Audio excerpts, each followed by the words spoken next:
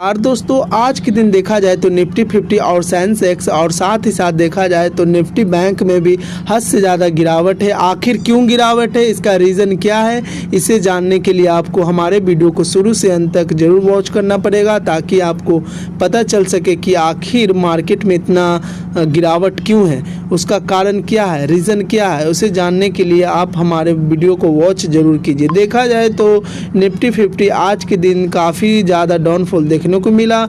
लगभग देखा जाए तो 0.64% का डाउनफॉल दिखाया और साथ ही साथ देखा जाए तो सेंसेक्स में भी लगभग देखा जाए तो 0.68% का डाउनफॉल है और साथ ही साथ निफ्टी बैंक में भी सेंसेक्स और निफ्टी 50 की तुलना में हद से ज़्यादा गिरावट है। बैंकिंग सेक्टर में करीबन 1.26% का, जो कि काफ़ी हद से ज़्यादा बैंकिंग सेक्टर आज के दिन प्रभावित हुआ है। लेकिन यदि आप इनका शुरू से अंत तक का चार्ट देखें तो काफ़ी ये बुलिश नज़र आ रहा है। देखा जाए तो निफ्टी 50 और सेंसेक्स जिस प्रकार से लॉन्ग टर्म में अपने इन्वेस्टर का पैसा कई गुना करते हैं, उसी प्रकार से सेंसेक्स भी करते हैं। इसीलिए आप चाहें तो निफ्टी 50 में अपना पोजीशन बना सकते हैं क्योंकि ये मौका मिल रहा है दोस्तों। लेकिन आप लोग डरे हुए हैं कि ये मार्केट काफ़ी ज़्यादा हो सके नीचे तो न टूट जाएगा। लेकिन मैं ये कहूँगा एक साल का चार्ट उठाकर देख लीजिए निफ्टी 50 या सेंसेक्स का। ये कंपनी देखा जाए तो एक ही रेंज में कंसोलिडेट कर रही है, न ये ऊपर जा पा रही है न ही नीचे जा पा रही है। मुश्किल से देखा जाए तो इसका चार्ट में करीबन 6% का ही डाउनफॉल देखने को मिल रहा है मात्र एक साल में। लेकिन इसकी निफ्टी 50 यानी भारतीय बाज़ार की तुलना में यदि आप बाहर के जितने भी बाज़ार sector, England, America, Japan, Canada, जहाँ जहाँ आप देखिएगा मार्केट, वहाँ तो हद से ज़्यादा डाउनफॉल देखने को मिल रहा है। भारतीय बाज़ार में मुश्किल से देखा जाए तो 6% का ही डाउनफॉल देखने को मिल रहा है एक साल की तुलना में। जबकि यदि आप इंग्लैंड, अमेरिका, जापान, कनाडा किसी भी मार्केट का आप एनालिसिस करते हैं तो उनका एक साल का चार्ट उठाकर देख लीजिएगा। देखा जाए तो किसी में 40% का डाउनफॉल दिखा रहा है तो किसी कंपनी में 50% का डाउनफॉल देखने को मिल रहा है, तो कहीं कंट्री में देखा जाए तो 28% का डाउनफॉल देखने को मिल रहा है। यह इससे पता चलता है कि भारतीय बाज़ार काफ़ी स्ट्रॉन्ग है क्योंकि लॉन्ग टर्म में इस कंपनी ने अपने इन्वेस्टर का पैसा कई गुना किया है। क्योंकि निफ्टी 50 एक कंपनी से नहीं चलता बल्कि इसमें 50 ऐसी कंपनी, दिग्गज कंपनी लिस्टेड है जो कि भारत को काफ़ी स्ट्रॉन्ग बनाता है और अर्थव्यवस्था में ये अच्छा खासा परफॉर्मेंस दिखाता है।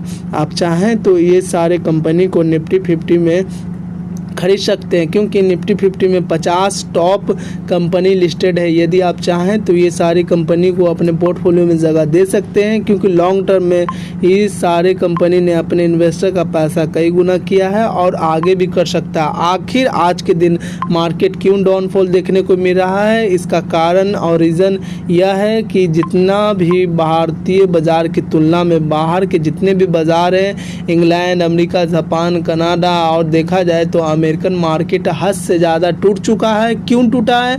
क्योंकि वहाँ महंगाई दिन प्रतिदिन बढ़ रही है और आने वाले समय में अनुमान बड़े बड़े इन्वेस्टर लोग लगा रहे हैं कि मंदी की स्थिति आ सकती है। लेकिन मैं यही कहूँगा आपको पेशेंस रखना पड़ेगा क्योंकि काफ़ी बड़े बड़े इन्वेस्टर लोग डरा रहे हैं, धमका रहे हैं कि भारतीय बाज़ार भी कम से कम 50% टूट सकता है। लेकिन मैं यही कहूँगा उन लोगों को कहने दीजिए, आप अपना पेशेंस के साथ मार्केट में टिके रहिए क्योंकि लॉन्ग टर्म में यदि आप टिकते हैं तो अच्छा खासा मुनाफा कमा सकते हैं। क्योंकि बड़े बड़े इन्वेस्टर लोग छोटे छोटे इन्वेस्टर को डराते हैं, धमकाते हैं और इसी का फ़ायदा बड़े बड़े इन्वेस्टर लोग उठाते हैं। ये मौका आपका है दोस्तों क्योंकि जितने छोटे छोटे रिटेलर, बिगिनर लोग आते हैं मार्केट में और तुरंत ही लॉस बुक कर वहाँ से निकल जाते हैं। लेकिन मैं यही कहूँगा आपको इस मार्केट में टिकना पड़ेगा। यदि आप नहीं टिकिएगा तो आप मार्केट में